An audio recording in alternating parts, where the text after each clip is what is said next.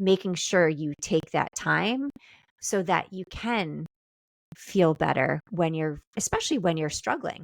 But you don't have to be struggling to do self-care. Usually, if you're doing it as a regular practice, just like any other practice you have, then you don't get to the point where you feel that way.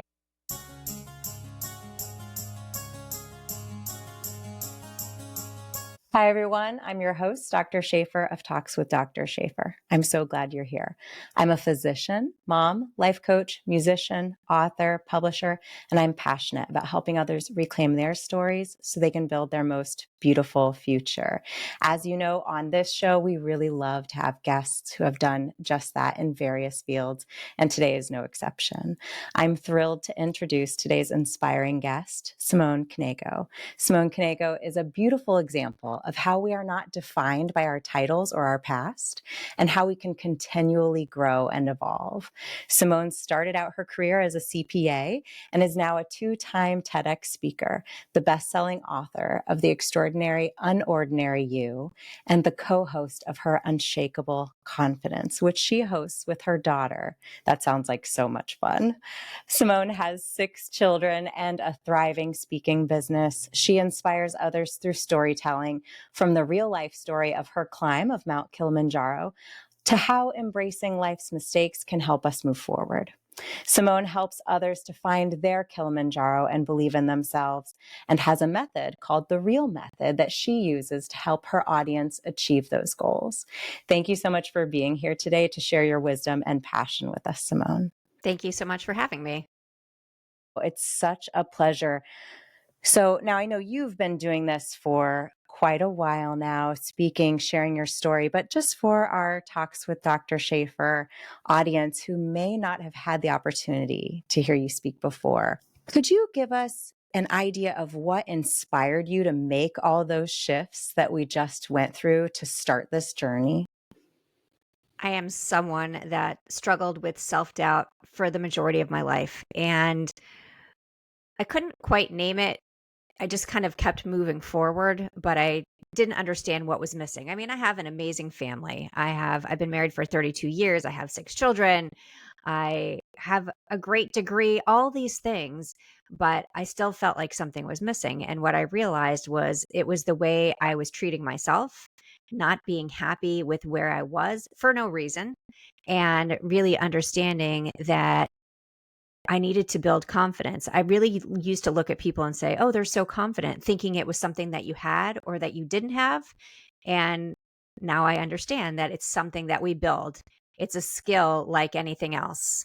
What's that moment when you recognize that, one, the confidence was something that you needed to build?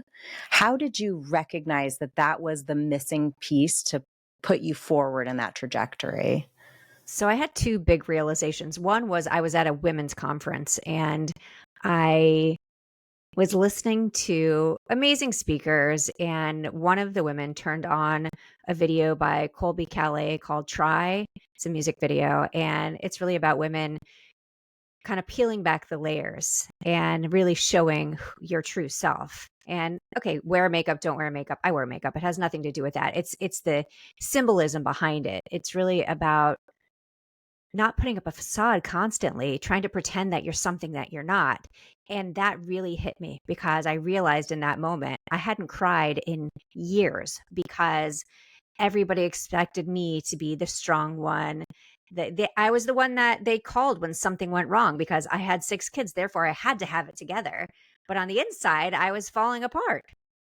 So it was one of those things that it really that took me off guard. And what happened then was I started crying for the first time in years, and my friends didn't know what to do with it because they were like, "Oh my gosh, what is happening here?" But that was my moment where I said, "This is how I feel. I feel like I'm not enough." And they're like, "How is that possible?" Like, it's the facade, right? And I think so many of us put up that facade because we aren't accepting who we are and we don't even know where to start. And then my second aha moment was when I was asked to do something completely out of my comfort zone. And I said yes. And in that moment, the training for it, the the completion of it, that really made me realize, wait, confidence isn't something that you have or you don't have. It is something that you build, and you build it one foot in front of the other. You keep moving even when you doubt yourself. You don't listen to that voice inside your head. And so those are my two big moments. And what was that moment? What did you train for? I think Mm, I know the answer, yeah. but I was asked to climb Mount Kilimanjaro with the Livestrong Foundation. A good friend of mine, or a good friend of ours, had climbed it the previous year. And he actually called my husband and said, "Are you interested?" And my husband, the way I tell the story is 1, 2, 3, no, thank you, call Simone. He's like, "That's not exactly how it went." But he was right. It was exactly what I needed, and completely out of my comfort zone. I said yes. And people are like, "Why would you say yes to that?" And I think yes had become my default for so long, like never wanting to disappoint anybody. Oh, they needed somebody for this spot. Oh, I'll say yes. They need someone to bring breakfast to the school. I'll say yes. Whatever it was, I would say yes, never asking myself if I wanted to do it. But this yes was a different yes. This yes was really, it was life changing for me because I did put myself completely out of my comfort zone and learned so many amazing lessons. that's so interesting how we do have this balance. A lot of people pleasing, especially moms and women, right? We're so trained to be the yesers, often of the family unit or of, just the people in our lives. There's power in yes, there's power in no. And you kind of tricked yourself into choosing yourself by pleasing someone else this time. But often that's not what happens, right? Yeah. Yeah, often it is we keep on saying yes to the things that we really don't want to do because we're scared if we say no that we actually just fear it. We don't know what's going to happen if we say no. Oh, well, maybe we'll never be asked to do anything ever again. Or, oh my gosh, they're going to think that I'm selfish by not being willing to do this. But we have to be able to say no to the things that don't serve us. I'm not saying don't bring breakfast to your kids' school. That is not at all what I'm saying. But you know, so many times we get asked on a regular basis, and there's so many other people that could join in and help as well. And we're always the person that says yes. And so it's really about understanding that you can put up boundaries and not feel guilty about it. Yeah. And when you set those boundaries, you have more energy to the yes that really aligns with your purpose. And when you really align with your purpose and you lean into those yeses, I think that's when you get the most back, and not in a selfish way, in a way that recharges you to do the next right thing that you want to do. Whereas when you always feel like people are cutting off little bits of you and there's nothing left, that doesn't really leave you feeling excited to give more. So I think there is real power in being choosy with your yes. And so I'm appreciative that you frame it that way. That even though this was you leaning into yes, it's okay to sometimes say no. And so you went on this journey, and tell us how you, as someone who, as I understand it, weren't a big hiker before you went on this journey, how did the training go for that? How did that feel? And then what were the feelings you had in your body as you're going, at the beginning of this hike throughout it and then getting to the summit? What was that experience like? So one thing I realized early on that it wasn't just training myself physically, but training my mind as well, because I can get on the treadmill every day at high incline, but if I can't tell myself that I believe that I'm going to do this, then it's really going to be impossible to accomplish. And so that was a big part of it. It was the mindset training of saying you've got this, and positive affirmations and moving myself forward. And I did. I trained for 6 months. I worked out pretty much every day, different things, treadmill on full incline, boxing, running, all these different things. So I used to wear this elevation training mask that back then I probably looked like I was crazy because it had a gorilla face, and but it had these little tabs on the sides that you could adjust what was comparable to the elevation. Obviously, it doesn't account for the oxygen, it doesn't account for the chemical changes in your body, but it helps you build lung capacity. And that was huge for me. So I would wear that when I was boxing in the gym. And yes, I looked ridiculous. And my kids were like, oh my gosh, please don't wear that in public. These days, it probably wouldn't be so bad. You'd probably see lots of people wearing them. But that was that part of the training. Now, what made me realize I really needed to do the mindset training was I had people ask me, do you really think you're going to make it to the top? Oh no, I think I'm going to make it halfway. That's why I'm doing it. Or they would ask me um, questions about, am I really prepared enough? I mean, I've never climbed anything. Or don't you think it's selfish to leave your family to go do something like this? And I finally had to really build myself up to say self care is never selfish. And for me, this feels like a very big piece of self care. So that was all part of that mindset piece, was not letting other people's beliefs go on me, and also really believing in myself, because it's something that I hadn't done in a very long time. The belief in self is something that I think we get also so busy in motherhood and when we're working that it's really easy to stop getting the data about ourselves. We often don't even count all the amazing things we do as moms and the amazing things we do in our jobs, right? We're just like, oh, talking about something you've had on a recent episode of your podcast. The expectation is we're perfect at everything. So we don't even credit ourselves. We don't say, check, I did great at that today.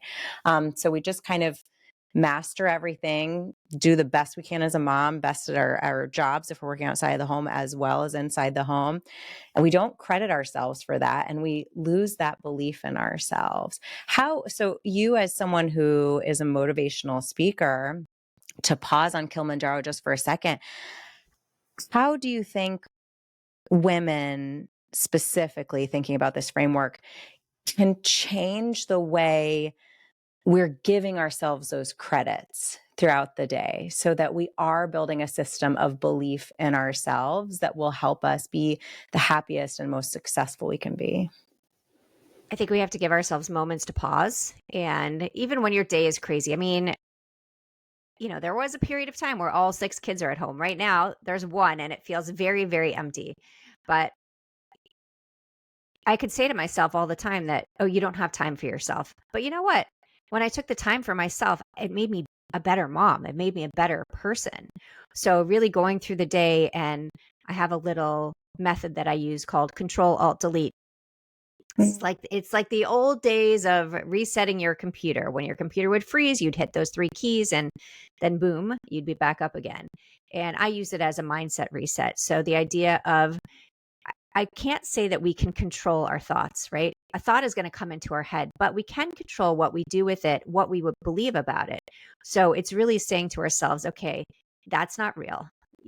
We're making that stuff up. That is not real. We do not need to believe that. When you start thinking that you're not enough, or you're not pretty enough, or you're not dressed nice enough, you can control that. You can get that out of your mind. And then alt is the alternative.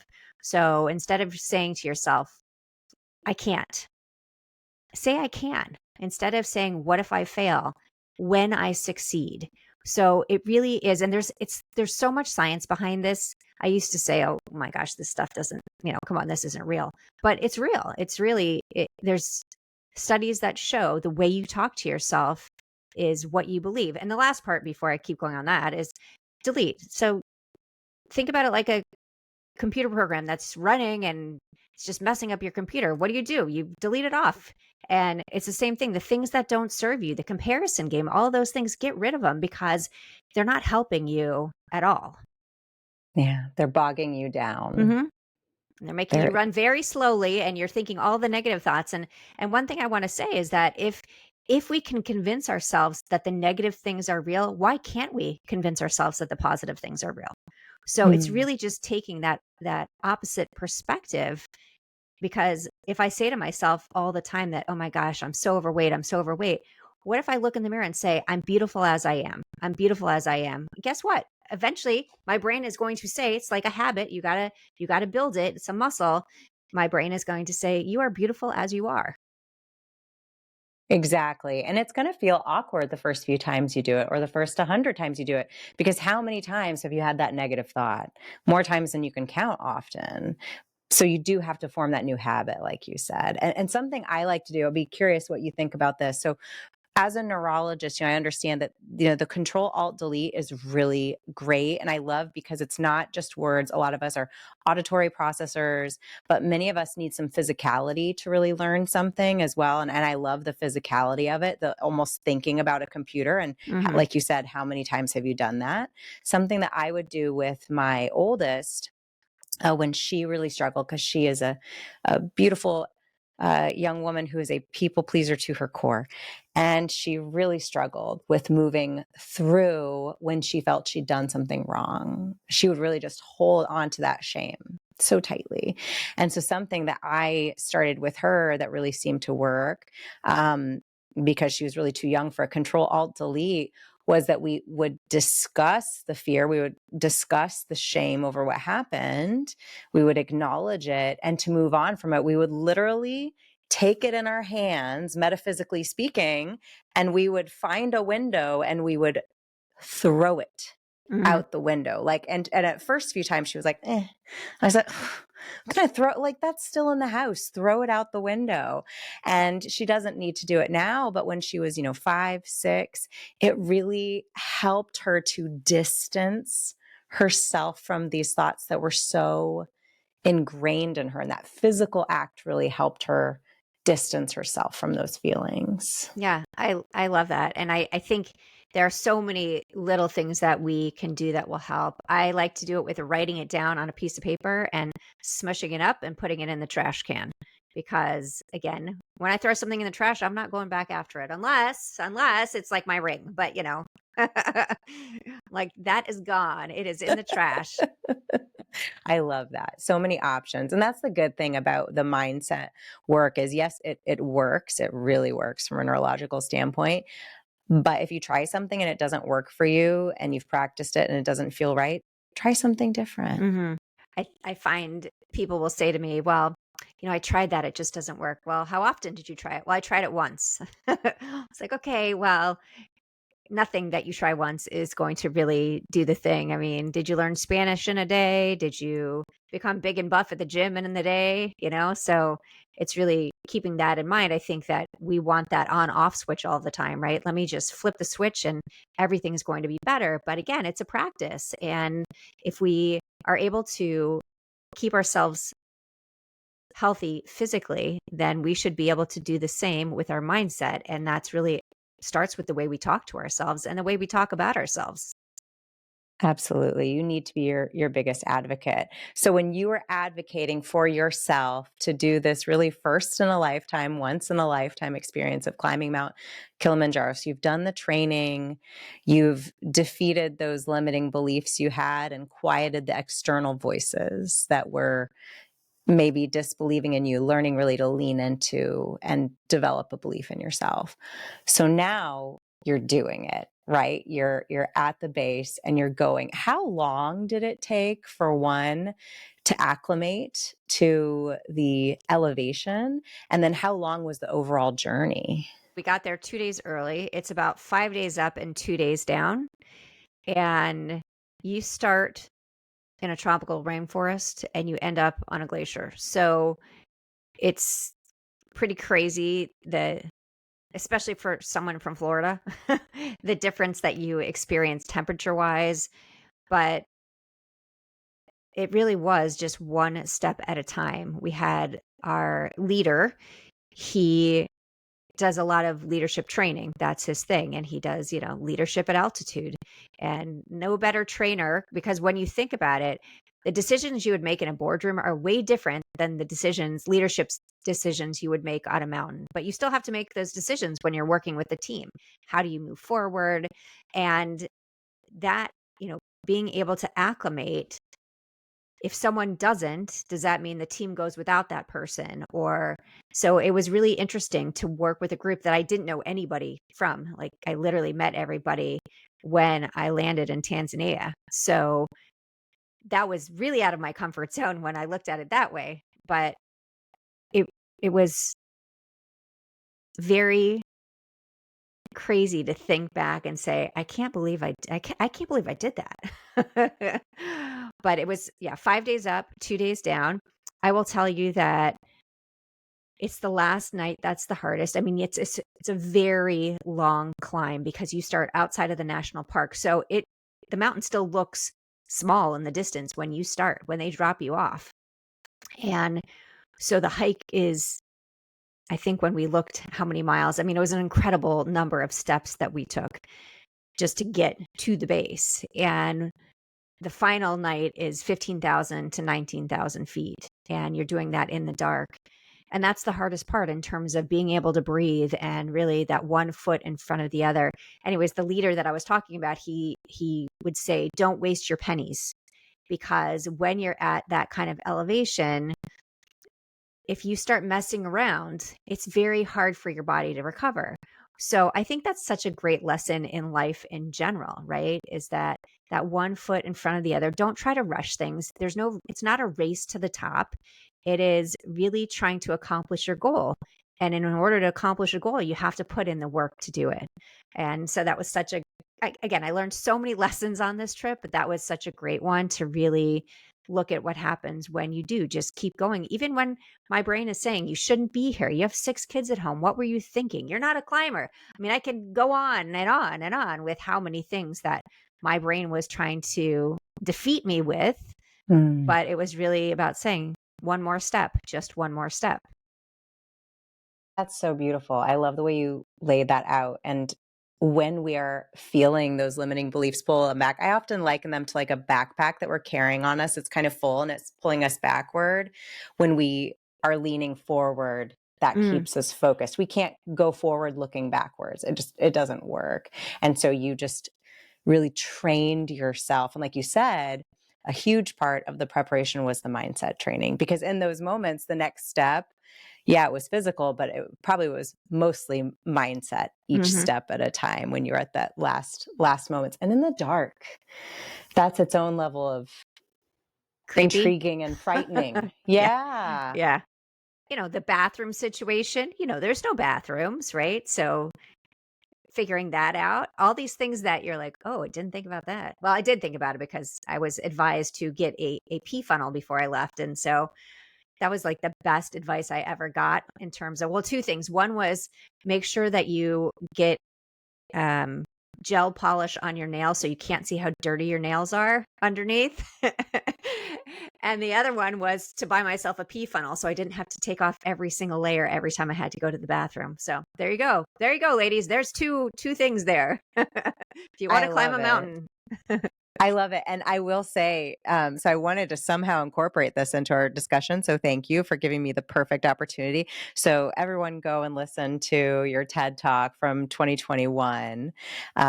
Google that and listen to it about the Mount Kilimanjaro journey. It's a very different talk than the talk we're having now. So definitely listen to it because you'll get more from it. You did mention the funnel in it.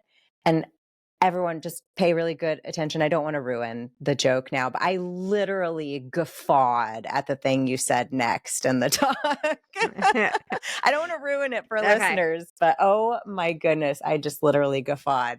That we're generous people, but there's only so generous we should be. Again, boundaries. Part of, if we get to my real method, the first thing is about respect yourself. And it's about, one of the things is setting boundaries, right? The yes and the no's right there. So Exactly. So listen to that. I'm not going to give it away because it's too funny. I don't want to take your daily guffaw from you listeners. So go listen to that. It's about 9-10 minutes long. So it's definitely something you can incorporate into your routine one day this week. So make sure you do that for yourself to inspire you. So what took you from your work as a CPA then to your speaking business?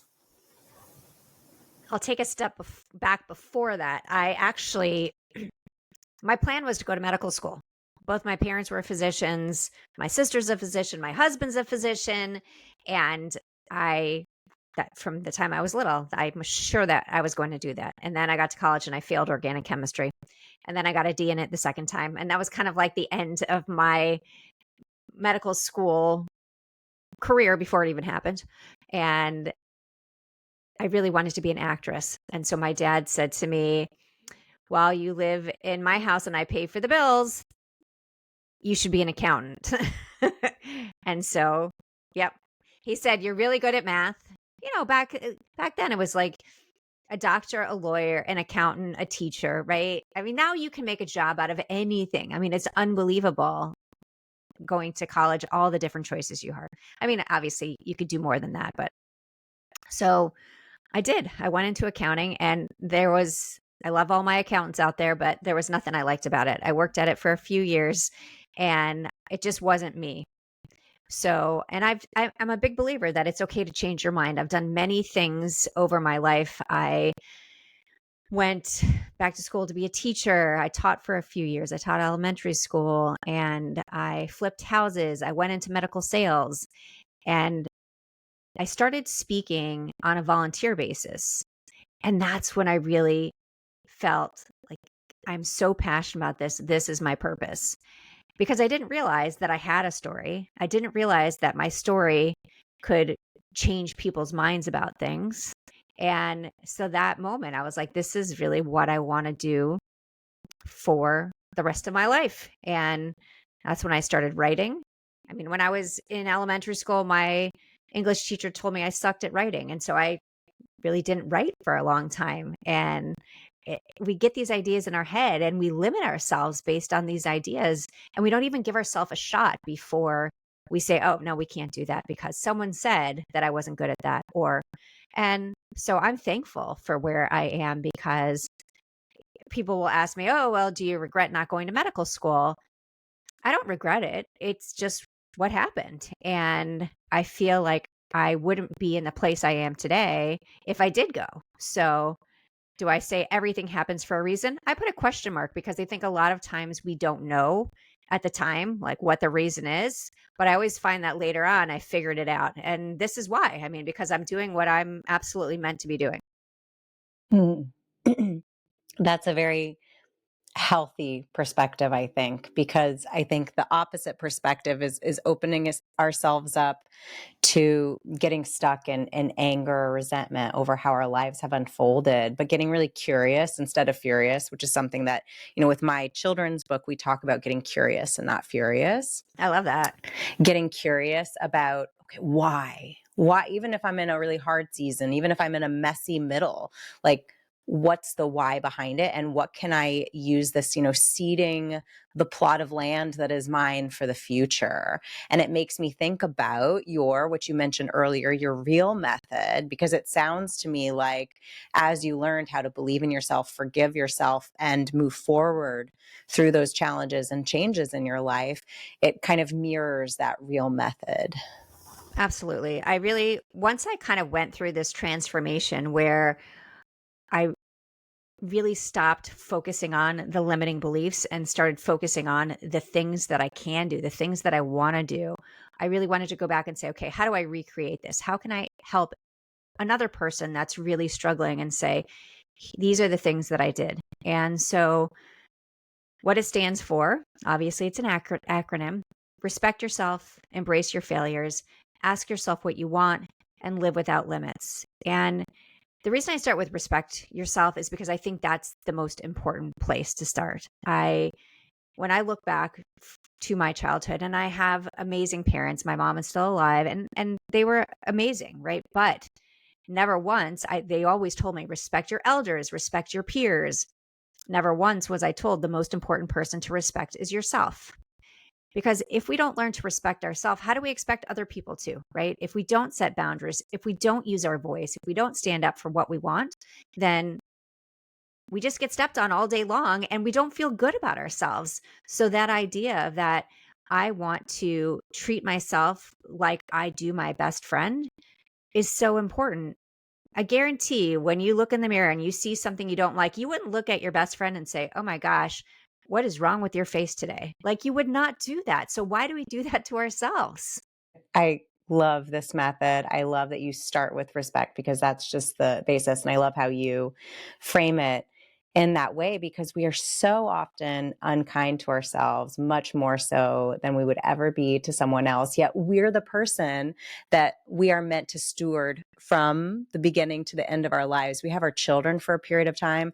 We don't own them. We don't possess them. We're just there to guide them and help them. The only person that's really ours, that really belongs to us, is ourselves. Yet we mistreat ourselves so often. Yeah, on a regular basis. And again, I think it's so important that when we look in the mirror, we love what we see. And that's not just the physical sight, but who we are. And that's why the next part, embrace your failures, comes in, because a lot of times we look at a failure and say, well, that's it. That's the end of the line. And just because you failed at something, first of all, doesn't make you see you a failure. That just isn't how it works, right? It means it didn't work in that moment in time. And what did you learn from it? Because there are so many things. Like, I could go back to organic chemistry and say, well, oh my gosh, everybody else could do it, Simone. Why couldn't you? Right? I'm not a failure. It just didn't work for me in that moment. And maybe if I went back now, I'm not going to do it, but maybe if I did, it would work out differently.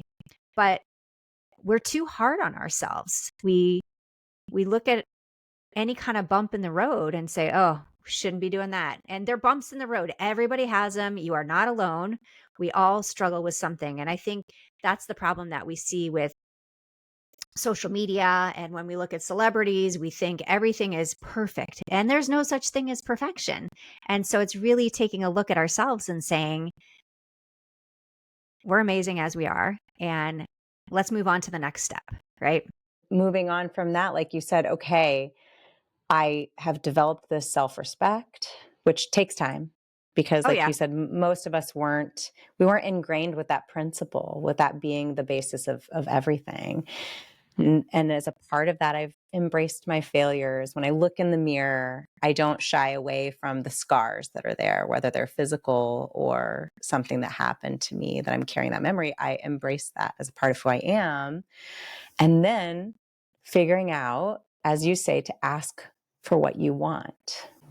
Especially as moms, we put ourselves last, right? And a lot of times we forget who we are or who we ever wanted to be, right? And I'm not saying that in a way that, oh my gosh, our children ruin things for us. Not at all. I mean, every moment I've had with my family have been the best moments of my life. But we do have to be able to look at ourselves and say, what do we want to do? Right? I've had women say to me, I have no idea. I've never asked myself that question because I'm always doing for everybody else.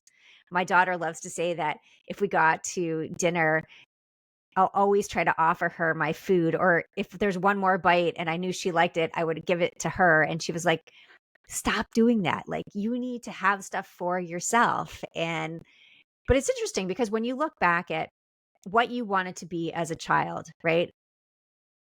Like I said, I wanted to be an actress. A lot of the stuff I do right now is kind of like it because I get to go on podcasts, I get to speak on stage, and but a lot of us have looked back in time and we don't even remember what that was, what that version of ourselves still exists, right? If you wanted to be the astronaut, you still exist. So think about what you can do at this point in time that makes you happy. It could be a specific kind of volunteer work, working at the animal shelter.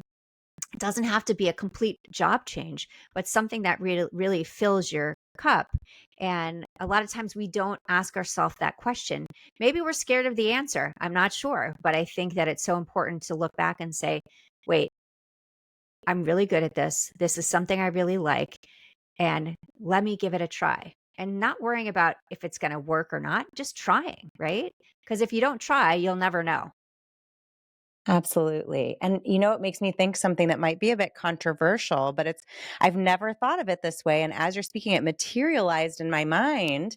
Is it possible that we've conditioned ourselves so much to saying yes and helping everyone else, doing for everyone else, doing for our children, doing for the schools, et cetera, that we've conditioned ourselves to self-sabotage, and we're setting ourselves up to failure. We're afraid to try, in a sense, because we need that buy-in. And we're almost like we're not going to allow ourselves to do it. We're not going to allow ourselves to see the limitless potential of our lives. Yeah, I think that we self-sabotage on a regular basis, and we're afraid to see what's going to happen because, oh, what if we fail? And that's such a big factor with so many people, and why we're not willing to try, because if we fail, then that means, oh, that's the end of the line. And that's the big self-sabotage piece, is that we won't put ourselves in situations where we could absolutely blossom because we tell ourselves that we can't, which is so not true. Because we're doing it every day, right? We're doing so many things every day. And it goes back to that building that belief in yourself. So taking stock in, okay, what are you doing today? Don't say I did nothing. Let's go Yeah. through the day. What did you do today? And when you actually list it out, I think most people are really astounded by all of the little accomplishments that they've achieved. Yeah, I think a great way to do that is, and I do this in workshops, where you list out everything you did this week, maybe a day. Usually I try to do 3 days. List everything you do, and then have the person next to you read it out loud. And then you listen to it and you're like, oh, wow, I did a lot. I really did a lot. But you're just doing what you think you're supposed to be doing. You don't realize that what a difference it's making. And I think it's so important that we do take the time. It's that pause to say, wow, I really am making a difference with the things I do every day. It's the little things that really add up. You don't have to be the big philanthropist to make a difference in this world. It's the choices that you make every day, the way you interact with your children, the way you teach your children, the way you interact with other people, and the way you respect yourself. I think that really, those changes are what moves the world forward. Every single day. Yesterday, I was in an airport and I was on a plane and I was sitting next to just the loveliest couple. They were grandparents and they had their grandchild with them for the first time, a very little kiddo. And we chatted the whole 30-minute flight and we were getting up to go. And I thought the thing that like I'm primed to think, but they're not primed to because they're grandparents now. I was like, do you have a car seat in your car? Because they had picked up this child from a different city and they'd taken an airplane and they didn't have checked luggage. And they were like, no, we don't. And this was not a child that could go without a car seat. And I was like, you know what? I don't have a kid in my car tonight. Let's go. And so I just put my car seat in their car. And I was like, you know what? When you can get it back to me, get it back to me. Don't worry about it. Just use it. That small moment of community to me was so nourishing because I'm like, okay, this doesn't hurt me in any way. I'm not doing anything big. I'm not losing anything. I'm going to get my car seat back. But this meant a lot to this person. It was the middle of the night. They couldn't have gotten a car seat, right? And it wouldn't have been safe. They would have had to drive somewhere to buy a car seat. It was a setup for failure and danger. And I think when we think about, what we're doing every day and what are the small things we can do, if we just open our eyes, we are surrounded by so many opportunities to do really small things that when we do that summary of how the day went or how the week went, and we look back, we can be really proud of ourselves, or we can be like, okay, I did this good thing. It was really simple. It cost me nothing, right? And it didn't take a lot of energy. It didn't take a lot of planning. It was just doing the right thing in that moment, something really simple. And if we do that in our lives every day and give ourselves credit for it, right? And tell the stories to encourage, our friends to also, one, do the thing, but also give yourself credit for the good things you do. It's not bragging. It's being like, hey, we're living in this really chaotic, negative time and space right now. Maybe we should be bragging a little bit about the good things. See, they're bragging too. They're like, we're good guard dogs, Mom. I mean, that's life. That's how they're supposed to be. We're so good. Going back to what you were saying about the car seat, I think I was in an airport and I was sitting at the bar and there was a couple sitting next to me and they started talking to the bartender. Now, this was right after we had one of the many hurricanes we've had recently in Florida. And she was saying how her entire house was flooded. Right now, she was living at a hotel, but she was out of there in 2 days. And the couple was going to be gone for a month. And they literally said to her, you can have the keys to our house. There's one other person staying in there right now because of the storm. And somebody, they had no idea who she was. They literally gave her the keys to their house to stay in there, gave all the phone numbers of the people around and the neighbors, and left her there. Like, literally said, and obviously she was crying hysterically because she didn't know what she was going to do next. I mean, her house was completely saturated and had to have everything taken out because it was going to get moldy. And that little thing, now I consider that a pretty big thing, because I don't think I questioned myself, would I just hand my keys to someone I didn't know? But Yeah. for them, to them, that was like, oh, this is not a big deal at all. Please come stay. We'll be back in a month. Here's our phone number. And I was like, wow, that is truly one of the most unbelievable things I've ever seen, and definitely the most unbelievable thing I've ever seen in an airport. But it's that idea that the little things that we do every day, we don't realize the impact we're going to make by stepping in when nobody else is stepping in. And it's something that these people, somebody will remember forever. And sometimes we don't even realize the impact that we've made.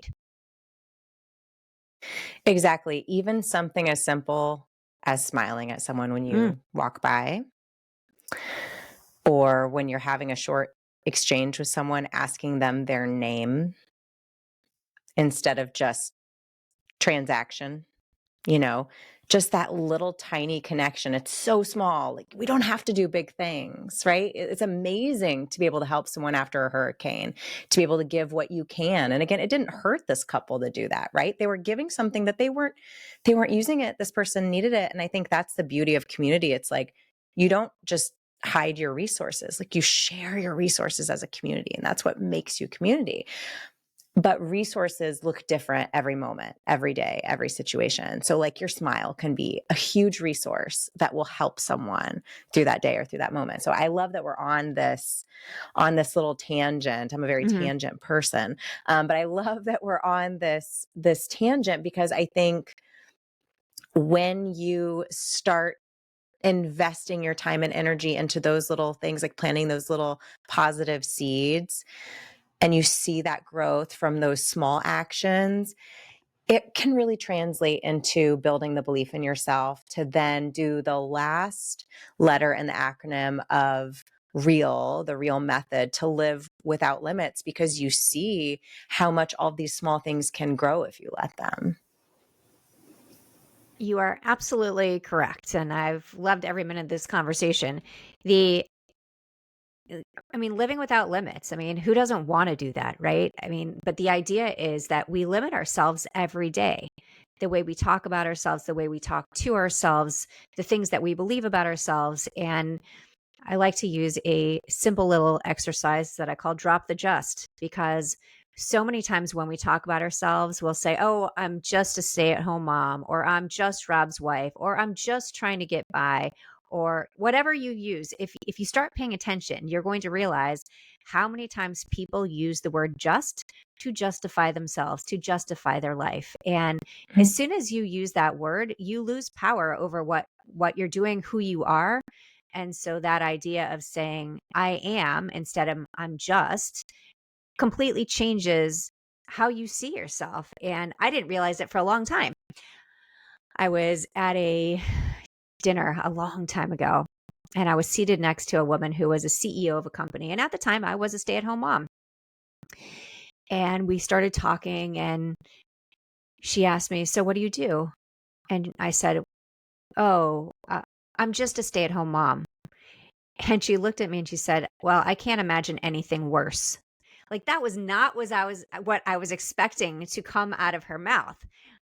And I realized that, first of all, what she said, come on, no bearing on my life. But I lost my power when I said the word just, right? I'm a stay-at-home mom, right? I should be proud of what I'm doing. And I was a stay-at-home mom for many years because it's very important to me. We're raising the next generation of amazing humans, right? And so whether you work, whether you have kids, whether you don't have kids, none of that matters, right? It's how you go through your day, how you treat other people, and how we treat ourselves. And by using that word just, and by limiting ourselves, saying we're not good enough, we're not pretty enough, we're not smart enough, we're not wealthy enough, all of those things, none of that matters. But it matters that we keep saying it to ourselves, because those are the things then that we believe. And it goes beyond belief. It goes back to, it really makes me think about that self-sabotage piece that we talked about earlier, because of mirror neurons, because of what happens in our brains when we are connecting with people, especially new people, people we don't know. And we're testing the waters. We're trying to get to know them, to understand them, and they're introducing themselves to us. So if they're introducing themselves in a negative way, we're going to mirror that back, because that's just socialization, and we're primed that way neurologically to do that. So it goes back to that phrase too, like, people treat you the way you allow them to, or the way that you treat yourself, right? You show people, I think that's a better way to say it. You show people how to treat you. And so I think if we are really introspective and mindful about the language we use. You've talked about how powerful the language we use, how that is inside our minds, as well as how we communicate with others. What message are you sending? Is it the message that you want to send, right? So respect yourself, embrace your failures, ask what you want. Is that what you want to send?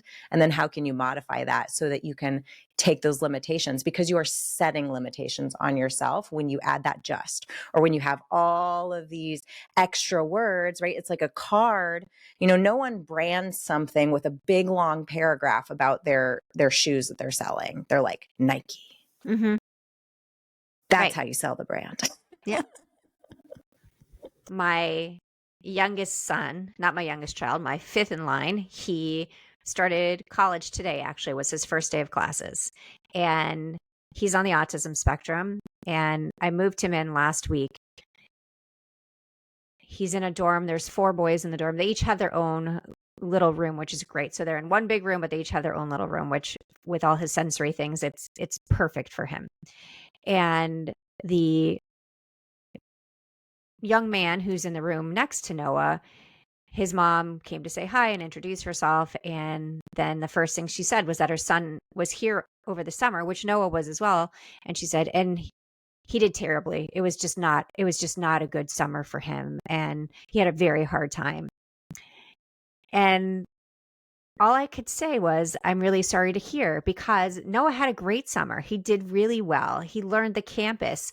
And I just thought, like, if we turn the words around that we say, it would have been just as easy for her to say that, my son was here this summer. He worked really hard, right? He learned something completely new. Yes, it was out of his comfort zone, but I'm so proud of him for trying, instead of saying, like, it was a terrible summer for him. He, it was way too hard. It was this. And I was thinking, and I couldn't come back and say, Noah did incredible, because then I didn't want to be like braggy, but I just wanted, so all I could say was, oh, I'm so sorry to hear.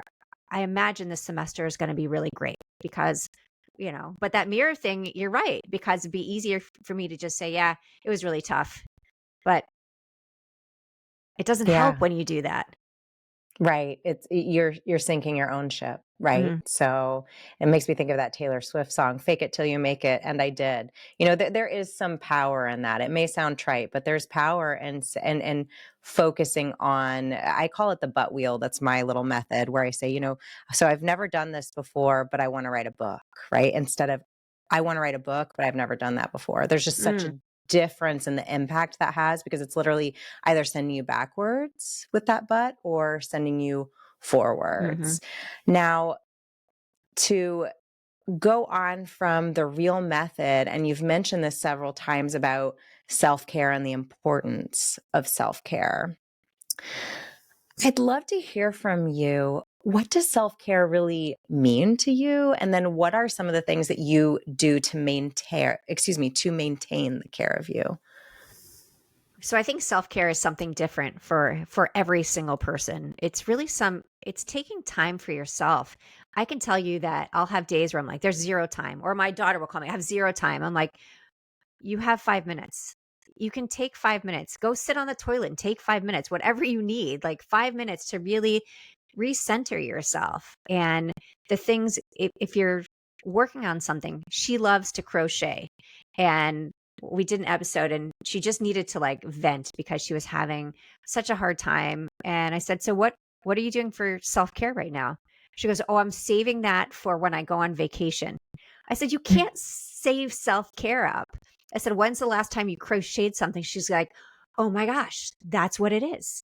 That's why I Mm. feel terrible. I haven't been taking any time. And she goes, and I really wasn't thinking about crocheting as being self-care, but it totally is. When you do something that you can just, it relaxes you, it makes you feel good. So whether you're sitting on the couch watching a movie, you're taking a walk, you're reading a book, I can tell you that there are days where I'll say, oh, I have no time to read a book. Okay, I'm writing a book. I have no time to read a book. Come on. Like, take a couple of minutes for yourself, whatever it is.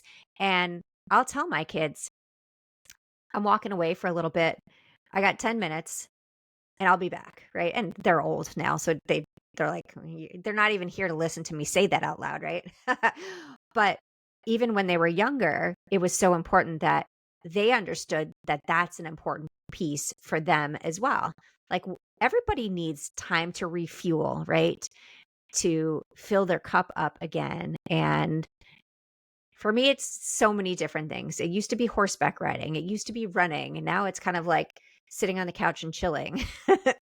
But I think it does mean something different to everybody else. It's just to everyone, it just is making sure you take that time so that you can feel better when you're, especially when you're struggling.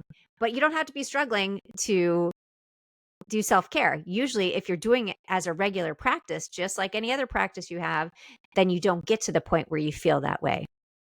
Yeah, or you're better prepared to navigate it, and it's Mm. almost like you've trained for swimming, and then you're in a really deep part and there's a storm, there's waves, you can stay above those waves. You're not going to sink below because your muscles are trained.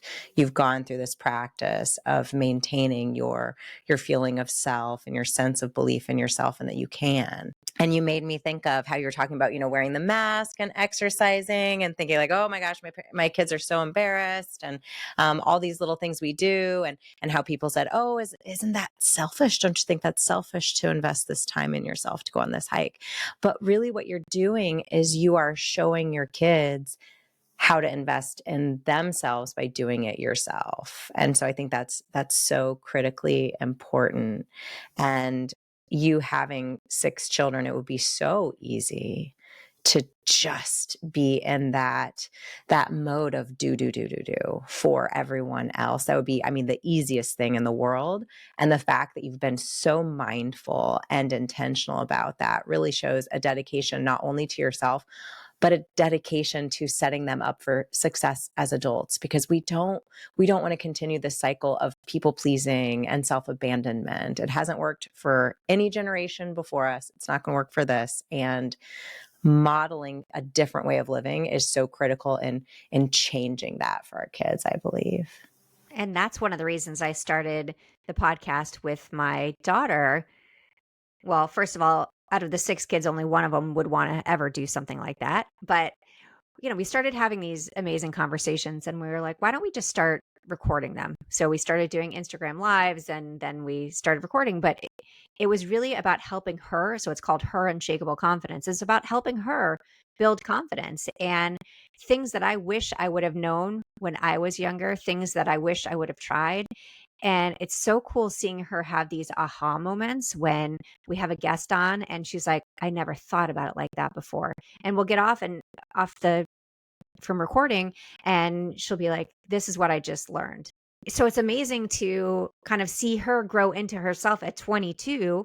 I mean, I was married at 21, and we've been married 32 years now, but I didn't know what I was doing. I didn't know that the importance of self-care. I didn't know that I need to stand in front of the mirror. This is a self-care practice too, and use my I am statements every morning. My kids call it mirror moments because it wasn't something that we talked about.